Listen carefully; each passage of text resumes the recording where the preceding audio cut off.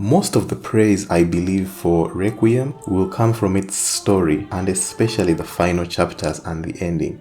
As we learned from Mass Effect 3, a bad ending or a mishandled ending can lead a lot of people to ignore what was otherwise a good game and declare it as being terrible. And I believe that this game is going to benefit from the opposite effect. The strength with which it concludes its story is going to lead a lot of people to overlook its other flaws. So I think that's good. That's going to be a huge benefit. As a sequel, I believe that Requiem greatly improves on its lore, its story, its character development, and its overall universe. It was a very strong throughput.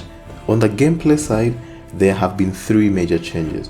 The first is the addition of a crossbow for combat and puzzle elements. The second is a contextual upgrade system. What this means is that rather than earning skill points, you instead earn experience based on whether you're stealthy, do not engage with melee attacks, or use alchemical gadgets to deal with your encounters. And then finally, and most importantly, the game has sort of turned combat encounters or enemy encounters into these sandbox areas for the most part. In the previous game, most encounters with enemies were scripted.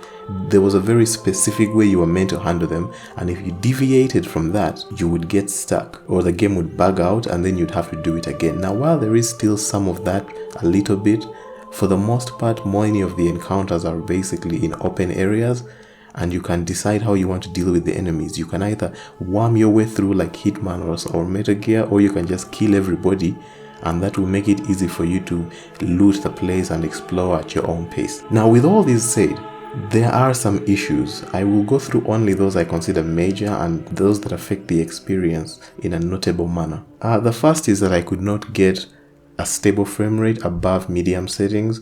This could just be because of my rig or drivers, and I believe this kind of thing will be handled in a patch, so I won't harp on that one. Secondly, one of my least favorite gameplay mechanics is very present in this game, and that is when, this normally happens in cinematic story-based games, it is when the game takes away all the learning you've done over the entirety of the campaign and experience and then forces you into encounters that use different mechanics or a different style of play. Now, qualifier, I don't mind this in short set-piece moments, like turret sections in like Uncharted, where you have to drive like a vehicle or something. I don't mind that kind of thing, but where I have a problem is when this is used in boss encounters.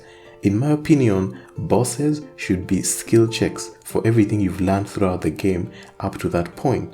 However, some games, and this one does it as well, when you get into boss encounters, you're forced, like all the stealth mechanics in the game don't work at that point. You have to fight. And unfortunately, if you've been building more on the passive side, you can feel yourself at a disadvantage if you're going the pacifist route like I usually do. And I just don't like the kind of disadvantage. I wish that the boss encounters still allowed you to use all your usual mechanics, kind of like what happens with Dishonored, right? In Dishonored, you can deal with the bosses the same way you deal with every other enemy. They don't have different mechanics. Moving on, regarding aggression again, this game has some of what I call the Last of Us 2isms, right? Earlier on, it tries to go for this moral conflict between whether or not you should kill your enemies and whether or not violence is or isn't necessary. This motif is all but dropped midway through the experience. Many of the forces you encounter later in the game are cartoonishly evil, and there is no moral quandary about it. You have to kill these people. Again, like I said, it's like the Last of Us 2isms. There are those enemies you meet towards the end where it's kind of black and white at that point. Again, also because of how the boss fights are handled, like I mentioned, you don't really have a choice. They put you into an arena and then you just have to kill multiple people until the experience ends. Maybe that's how the narrative is supposed to go, but then I'd rather we don't postulate with the whole debate thing. That's all I'm saying. Now, as subjective as that was, I believe this one will be the most subjective, and I don't know if people will agree. I believe most will disagree with me on this one. There were a few flubs in the script at key plot points, right?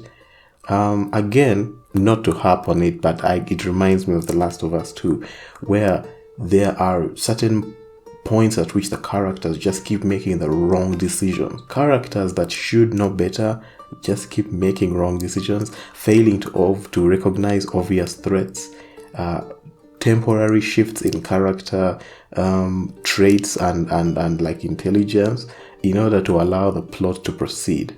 Like when a character that's usually very cautious suddenly becomes very trusting of new people that they don't even know, and as the audience member you're just face palming. There is a specific group of characters that you meet in this game.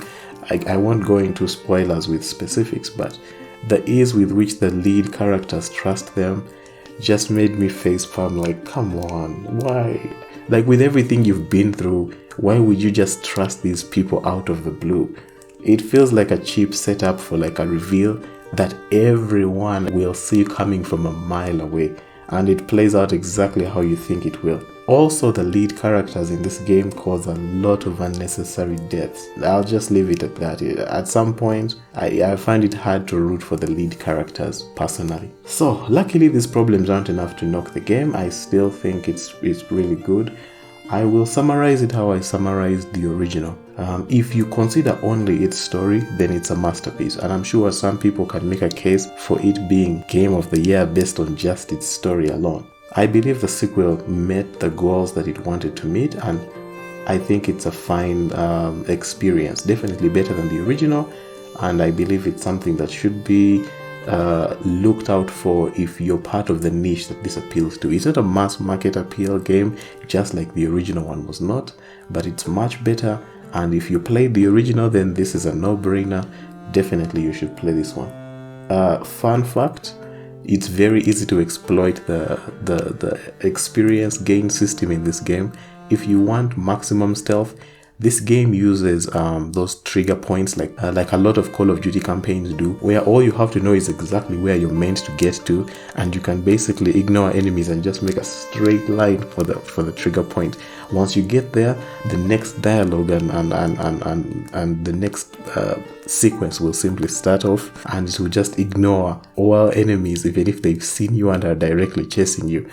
It's an interesting exploit. I don't know if it will get patched out, but I found it an easy way to get maximum stealth points without having to actually be stealthy.